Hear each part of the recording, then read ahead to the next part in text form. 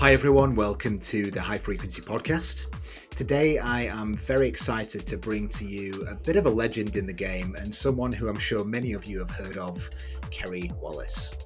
Kerry is the founder and director of the 13-year strong party brand S.A.S.H. S.A.S.H has become an internationally recognised underground house brand based in Sydney, Australia, who put on regular shows not only in other cities around Australia but also over in Europe. The brand has also become well known for its S.A.S.H Sundays day parties, which appears to become a staple part of their weekly schedule. The chat with Kerry touches on the history of the brand and how he got it to where it is today. We also discuss the last 3 years of restrictions and how that's impacted the club scene around the world. Kerry has also gifted us a mix from one of his live sets at a recent S.A.S.H day party in Sydney, so be sure to stick around to the end of the podcast and have a listen. I hope you enjoy the chat with Kerry Wallace. Okay, Kerry Wallace, welcome to the High Frequency Podcast. Thanks for being here.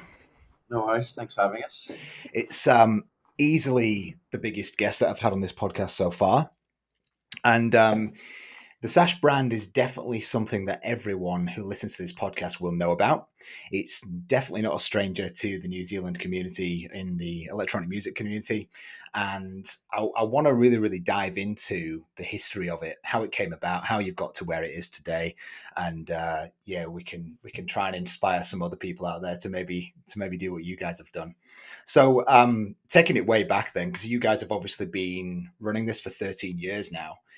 How did it all start? Like, did it start at just a small party? Just give us a bit of an idea. Well, it's actually started probably, I guess, more than 15 years ago. It started in London. So started in London as a kick-on from Egg nightclub at the Chapel Bar. I don't know how many years ago that was, because it's probably at least 1, 2, 3, probably another. So I guess it could be around the 17 years ago it started. So it started at the just a group of friends kicking on from Egg nightclub from midday on a Sunday till midnight, and became pretty not huge, but became pretty well known in London. And then at that point, I sort of shot over to Ibiza. I'd been going over and playing, moved to Ibiza for a couple of years, and then decided to come back to Sydney, and then saw a gap in the market in Sydney and decided to rebirth it here, I guess, in Sydney. And now we've, I guess, reached out a bit further into all the cities in Australia, and we had a stab at New Zealand, but of course got rained off. So yeah, we've been having some pretty crazy weather here recently. So so I actually didn't know that. I didn't realize it started in the UK, which is pretty cool. I mean, speaking from experience with me being from over there, it's got one of the best electronic music scenes in the world, and obviously I think a lot of Kiwis and a lot of Aussies come back from their experience overseas and want to start something that represents that. So why do you think you've been so successful at this though, Kerry? What's the difference that you've done in comparison to other brands that have tried to do this? Look, I guess it's passion and it's the drive and those things, but I've always said, like, a good party comes from, like, Circo Loco and different brands like that. They all started small, and they all started with a group of people basically partying. That's really where, like, people that enjoy to party. So that's what S.A.S.H was. It was a group of us that were all good friends, and I decided to rebirth it. And it started, I think the first time we only had 50 people, I'm pretty sure.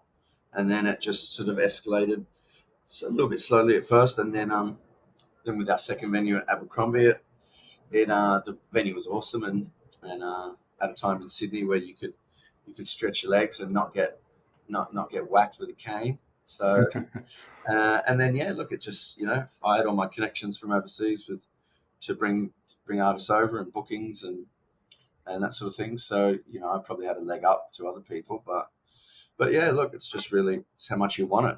I think at the end of the day, it's probably it. Yeah, for sure.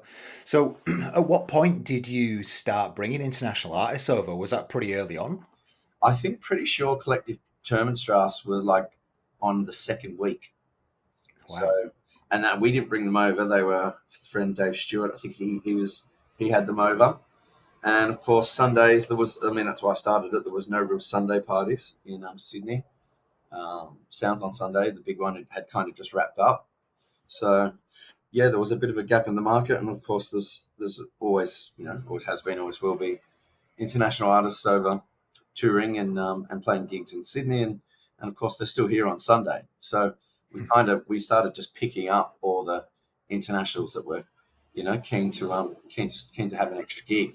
So that's kind of started there, and then of course along the way we started doing our own tours, and of course that's evolved. Now we have a touring company, and we do like 50 tours a year or so. So Yeah, 50 tours a year is definitely not a small project at all. no. Um, so so you mentioned the first venue that you ever did was that the Abercrombie, did you say, in Sydney? It was actually called the White Horse, which is where the horses come from. So Oh yeah, name came okay. from London. London artwork was all puzzle pieces. There was no horse, and then when we opened in Sydney, the White Horse had a big horse, like our horse, on the top of the building, and we incorporated that in, and that's actually where that came from. That's wicked.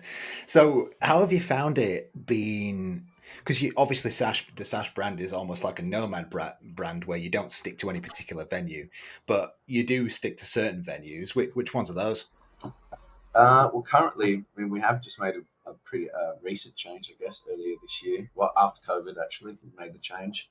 So, but look, before that, we started White Horse, then we went to Abercrombie. That's where we blossomed. Abercrombie had to close, so we moved to a place called Flyover, which some people liked, some people didn't.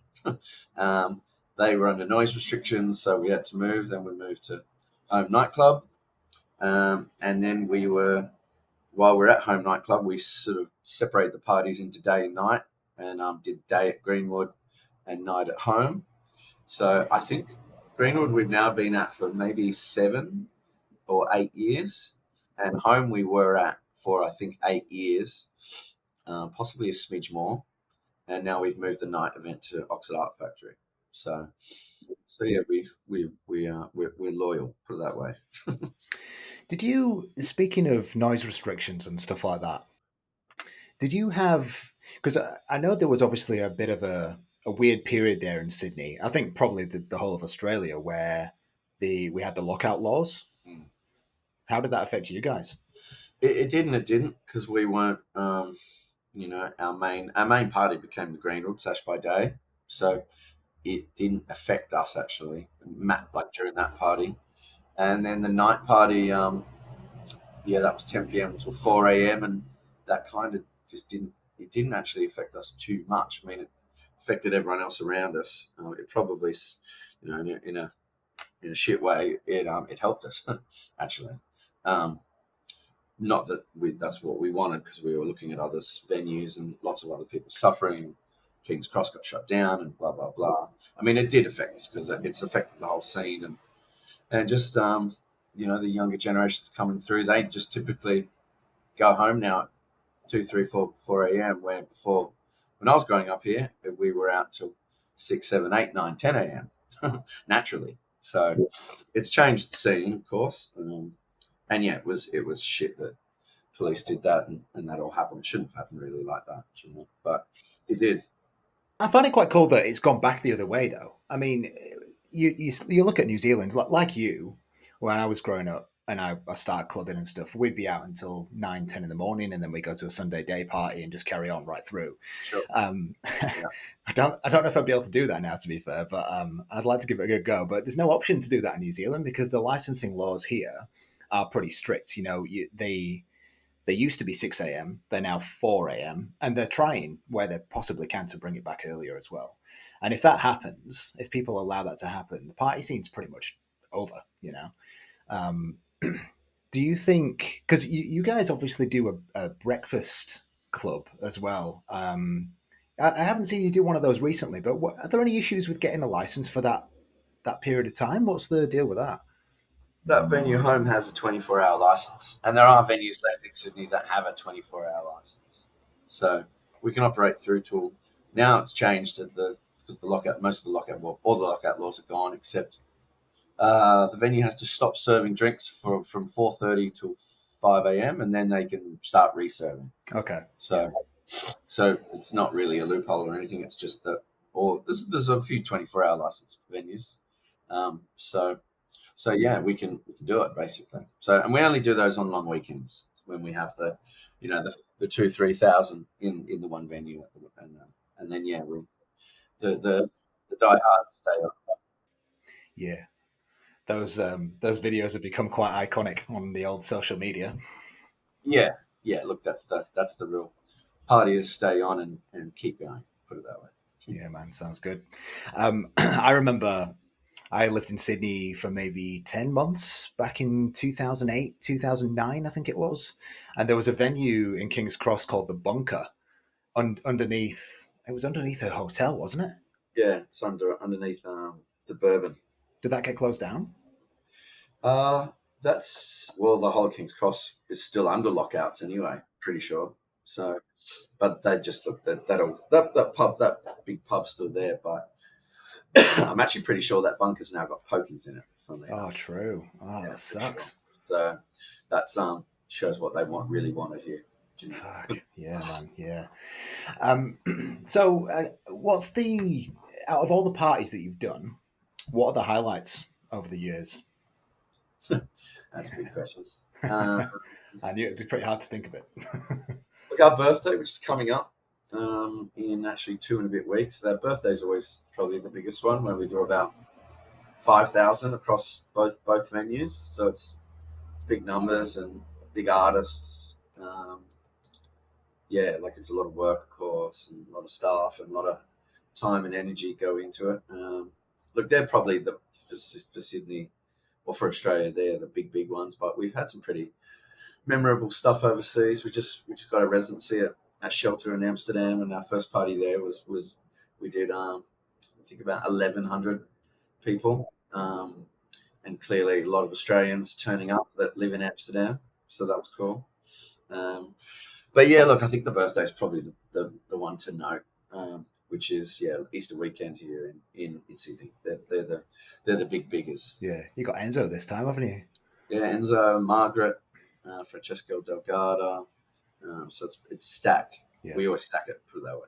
I've So seen Margaret at Fabric before. yeah, Absolutely unbelievable. yeah, she's one of the queens of the world, really, in our music for Yeah, sure. yeah, that's right. Yeah, there's obviously this podcast is listened by people all over New Zealand, Australia, UK, and the US. And I know that when I've had a look at the demographic, obviously, and spoken to people, it's a lot of people who have brands of their own or are starting brands of their own or music production. People who produce music, but if there has been one bit of advice that you could have given someone over the years about how you started your brand and how you got it to where you are today, what would that be? Um, Look, if you're talking about starting a part, like starting their own. Well, if someone wants to start a party or start a brand or build it into something that's pretty reputable, like full time business, like what would be the advice that you'd give them? Advice would be that you've got to get. I've said this for a while that you've got to get the pieces of the puzzle correct, and there's only a few of them. You've got to have the venue has to be correct, the person playing behind the music has to be spot on, and your sound system has to be good. If you can't get those three, of course, there's extra bits, little pieces on top, like the ambience with lighting and haze out the room and stuff that we do, um, which you still need to do. But if you can't get the venue, the music, and the sound system right, then you're just not going to win anyway. I don't think so. Those three are super important. Yeah, they're really key core concepts as well, really, aren't They're they? I pretty mean, basic actually those too. So absolutely, yeah. I mean, it surprises me how many events I've been to in the past where people just, where the sound system's off or where, the artist is too pissed to even play or whatever it sure, is, I know you can't control some of those things sometimes, but yeah, the key core basics are the stuff that you should be looking at first. sure. We, obviously, I don't know how many people you've spoken to over here in New Zealand about the scene here, but it's been pretty tough over the last year or so. It's been really tough to get people to come to events. It's been, I guess, this whole cost of living crisis that people are going through at the moment. They want to prioritize their money elsewhere and not necessarily come to parties. What's it like in Sydney? Have you found this in Sydney or in Melbourne or Perth? Is it like this in It's Australia? the same in every city in the world, I think. all my friends. Yeah, I reckon. Different promoters in different countries, everyone's saying the same thing. Everyone's pretty down on numbers, oversaturation. Melbourne's definitely like the worst that I've heard of. It's just tough work for all the local promoters, and when we do stuff there, it's the numbers in Sydney are double or triple at least. So yeah, it's post COVID blues. I think it's just the way that it is, and there's not a lot of international people left here anymore. They're slowly coming back, and that was definitely a big contingency of our crowd. We can see them coming back, but it's another. We're kind of thinking it's another year until we get close to where we used to be.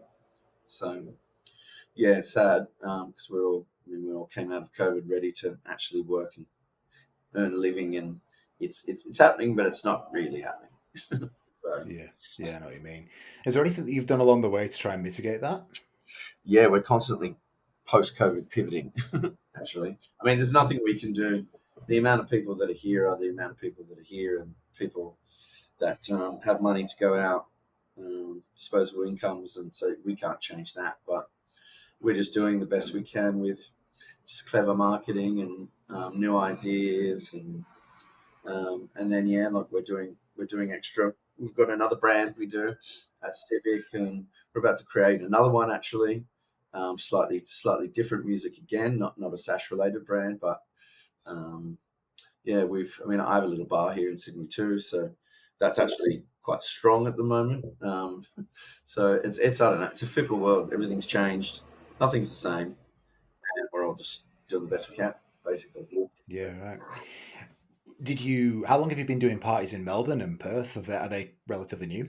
Melbourne, no, we've done that for like at least 5, 6, 7 years, off and on. We've just recently gone back in there with a new partner. And yeah, it's okay, but again, it's just the numbers in Melbourne are just not what they are in Sydney. Perth, we just went into and had 1,000 people at it with Stussy, and in I guess 2 weeks, 2 weeks and 2 days, we have Enzo in Perth as well. So and Perth's actually quite good. There's a lot of hungry people there for this music. I don't think they get it very often. So um, some of the other cities, Brisbane is difficult at times. Gold Coast is pretty good. What else do we have? We've actually got a few new ones on the way. Cairns is coming up. We're just discussing terms with that, working that one out. Yeah, it's every city's different, basically. They've all got different quirks to them, and it's great. I've created all these parties in Australia, but still got to manage them and make them work. That's right. How big's your team? There's 4 of us in the office full time, and a graphic designer.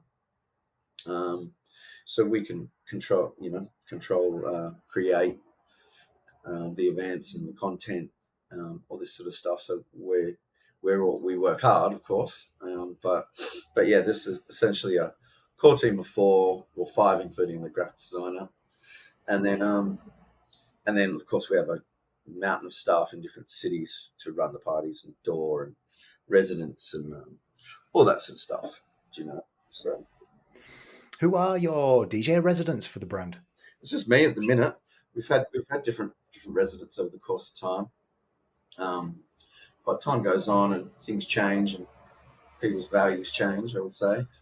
So, but I'll give you a scoop. Actually, it's not even announced. We've got all our European shows about to be announced, and we've got Voigtman's coming on board as our European resident. Wicked. That's awesome, man. So yeah, but look, in saying that, there are people here in Sydney and in Melbourne which are they're probably not official residents, but they by default play very often and probably fit into that category. Do you know what I mean? Cool. You did the Bali experience recently. What inspired that? The hotel, talking about? Yeah, that's right. Because it was a full weekend, wasn't it? Yeah. We've done parties in Bali over the last, before COVID at least, over a few year period, and got a good friend that lives there who's the partner with me in doing that. And we were doing it at this hotel, and yeah, I just got talking with him and had the idea of maybe hiring the whole hotel, which we ended up doing, and then selling the rooms. I guess the experience.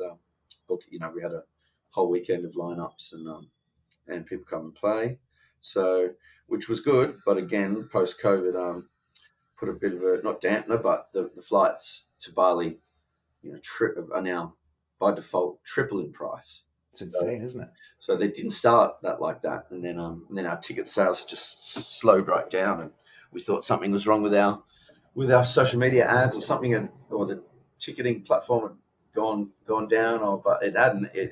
The airlines had just boosted all their prices to like double or at least double or triple, and of course it just became too expensive. So we still did well and still had a good party, but we didn't fill the hotel like we wanted to. That's all. We got about 3/4, so it was still good. But yeah, it's just this is another example of post-COVID, blues basically. Yeah, but you reckon, in your experience, you reckon this will go on for probably another year at least? Well, I mean, on the flight tip, I don't know when that's going to change. They look like to be expensive now forever. But yeah, look, over the next year, we're hoping that different scenes become unsaturated, and our international travellers for all the cities, they start to return, because there would have been there was a lot of younger guys and girls that had their 2-year working visa ready to go and were about to holiday set, and of course COVID hit, and then that all turned to shit. So I don't think those people's minds would have changed. They'll be reorganizing, and by default we slowly get them all coming back. I think so. But it's just going to take a bit of time. That's kind of where it's at. Yeah, it will take some time. I mean, as far as I'm aware as well, I don't know if it's happened in Australia, but for here in particular, they've increased the amount of time that people can get a visa for from the UK and some European countries. They've increased the time for an extra year. So that's positive because that means people will probably stick around for longer and sometimes just stay. And that's pretty much what I did, right? Well, that's because they need them here. Yeah, yeah. That's why. And I agree. So, And Australia are doing a pretty good job of actually marketing that overseas, like asking people to come here and here's the benefits. So I see that happening. So they're doing a pretty good job. Yeah. So you as an artist, were you DJing before you started the party? yeah, I was DJing here in Sydney, and then essentially decided I wanted to just try and become a bigger and better DJ. Moved to London, and then over the course of I did a few different parties in London. I think I just learned that if I ran a party, that I got to play it. So that's kind of where the promoter thing started, and then the promoter thing really kind of took over. I mean, I've always played. I'm not really out to push myself to become bigger and bigger and fly around. I mean, I do fly around quite a bit, but it's more for the events rather than me as a solo artist. Because to be fair, I kind of worked out, which I think a lot of friends, bigger artists, I won't say who they are, but it's not the funnest life actually living out of a suitcase and constantly flying and not being around at your own house. Of course, it's fun, but at some point it becomes a little bit draggy to always be doing that. Or like 45 weeks of the year, you're not at your house, you're flying somewhere. So it's funny. You always grow up thinking something, and then once you get there, you realize maybe it's a little bit different to what you thought. Yeah, I had this conversation with. So by the time this episode comes out, I'll have already had on Gwillem from Electric Rush. Have you heard of the? Yeah, so he came on and we were chatting a little bit about this, and we were chatting about how this DJing lifestyle that everyone looks up to and aspires to do isn't actually as glamorous as it's made out to be. Not really, no. I mean, you see the world, and of course it has good elements, and you play great parties. Of course, it's not just all terrible, but it helps with what it does, which is that you are constantly on planes and trains and automobiles and not around your friends, and it's got its downsides, to be honest. So I kind of worked that out a little while ago. I was kind of happy to be a promoter, and as much as I do quite a bit of traveling, I'm definitely not on planes and trains and for 45, 46, 47 weeks of the year. It might be 20, but it's definitely not like the level if you're a proper international you're constantly flying to every country in the world. That's that's pretty tough, I think. Yeah, I can imagine. I mean, it's, like I said, the whole social media thing, it depicts things in such a glamorous way, and then when you actually come to experience it yourself, it's sometimes a lot No, different. for sure, it's like anything, I think, right? So Have you done any production? I did in London. I've had about 3, 4 times where I've like, right, I need to do this. Bought different hardware and had different people, I guess, school me a little bit. But I just realized at one point I can't be a DJ, promoter, and a producer. It's just not. I don't have enough time. I barely have enough time to be a promoter and play. So there's no chance I'm getting all three done. So, but I think it might come later in life once things change or I decide to change or it's of interest. But you would know you need to to be a good producer. You got to dedicate mountain time towards it. So and I don't have that mountain time. That's all. Yeah, well, the only reason I can dedicate so much time to it is because A, I work from home mostly, and B, because I don't really do any gigs. So I can dedicate all the time I want to it, really. And thankfully enough, this last 2 years has been, for me personally, pretty good in terms of production. I've got to a level that I'm uh, surprised that I've got to so quickly, and got some decent releases on the horizon and stuff. So yeah. So, Kerry, last question about the S.A.S.H brand. You have a record label.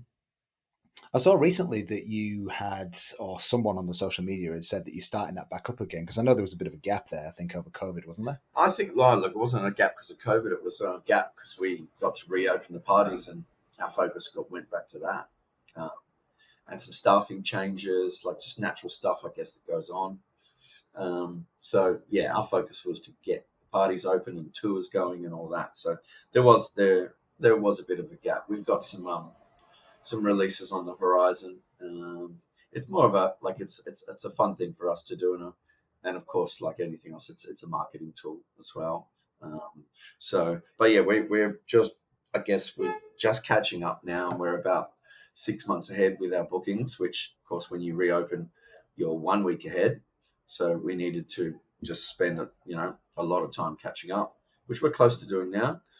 We're actually just looking at the Christmas party and October long weekend and possibly a New Year's. I think Sunday falls on New Year's Eve and a festival actually we're looking at. So we're looking at stuff, but it's all at the end of this year. So once we start to finish a few things in that respect, then yeah, there's more time will go into the label.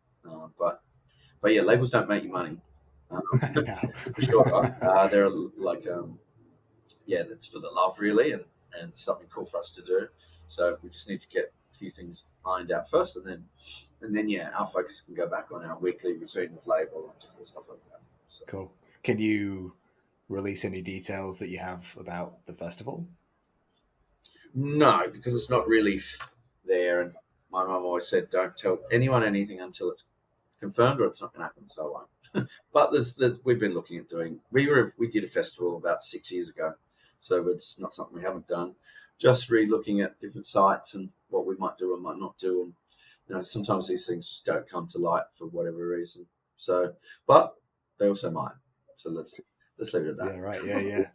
Cool. Well, look, I've really enjoyed this conversation, and obviously, as most guests, if not all guests, do a mix for the podcast. So, what have you got in store for your mix today, Kerry? I'll have to have a listen back because I've recorded it already. Recorded at S.A.S.H probably about a month ago. It's a S.A.S.H by Day set that I've looked at to give you guys. So I think it's like a 6 to 8 p.m. I'm not sure who I was warming up for. Might have been Monica Ross. Yeah, it's more afternoony, stripped back house. So yeah, let's see what everyone thinks. Nice, brother. And not that I'm sure anyone who's listening to this doesn't know where to find you, but I will put all the links to all the S.A.S.H, Instagram, SoundCloud, etc. in the description below. And yeah, thanks for your time, man. I really appreciate it. No worries. Cool. Cool. Cheers. Okay, so we couldn't get a mix from Kerry in time before the podcast was released, but I have just observed that S.A.S.H are probably taking over the world at the moment. They're throwing parties all over the place in South America, Europe, etc. So I'm sure they're extremely busy expanding their brand. Instead, what I've done is I have linked the SoundCloud for Kerry in the description of the podcast below. I've also linked the S.A.S.H SoundCloud as well in case you want to go over and hear any live sets that they've recorded and any guest mixes that they've had on there as well. All in all, it was a pleasure talking to Kerry today, and I really want to thank him for his time, and I hope you all enjoyed the episode. We've got a few awesome guests coming up in the near future, so be sure to check in on the podcast and see who those guests are. If you haven't already rated the podcast, I would really, really appreciate it. You can do that on Spotify and on Apple Podcasts. Feel free to give it an honest rating and a bit of a review. I would really like to grow this podcast as much as I possibly can to showcase the amazing artists across Australia and New Zealand. So the more that you rate the podcast and the higher the rating is, the more exposure that these artists will have. So please do head over and hit a rating and maybe a little review as well would be awesome. Okay, thanks everyone, and we'll see you in the next episode.